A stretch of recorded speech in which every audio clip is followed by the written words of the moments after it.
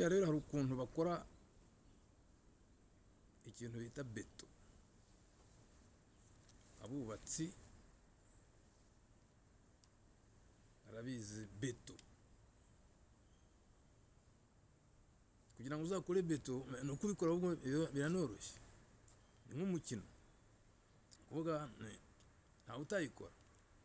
Fata umucanga muto, fata umucanga wisumbuyeho, ugafata sima, mbese ubu washyizemo n'utubuye tumeze nk'udusarabwayi dutoya ubundi twisumbuyeho, Igifaransa babyita ngo ni gravier ngira ngo. Noneho bashyiramo sima rero, bashyiramo n'ibyuma bya bita ngo ni ferabeto, bagacucuma noneho babonye nako barabanza bakabivangavanga, birengeje no kuvanga bikaba nk'igikoma. Barangiza rero bakabicucuma, noneho bagacucuma bikagenda bigakomera ku buryo na wa wundi wabikoze mubwirikira iyo kandagiyeho arababara, akubise nkokoraho nyine ubwo urabyumva ni ugukomereka nyine. Sinzi rero akubiseho umutwe hari menya yasandara. Beto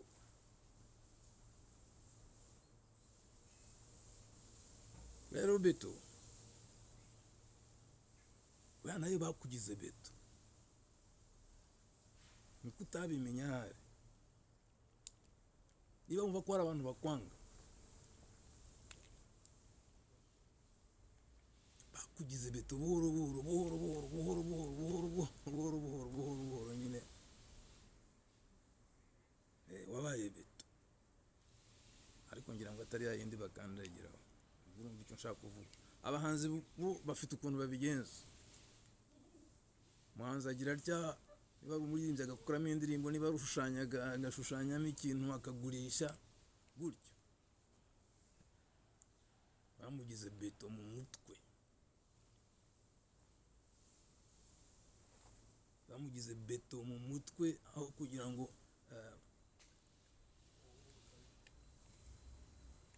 inzangano zabo zimukubite hasi, ahubwo we yabaye urutare.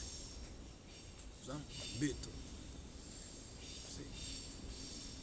positive, always positive. Burya ngo utakwishe nagira ngo nkubwire ko burya no mu nzangano batwanga.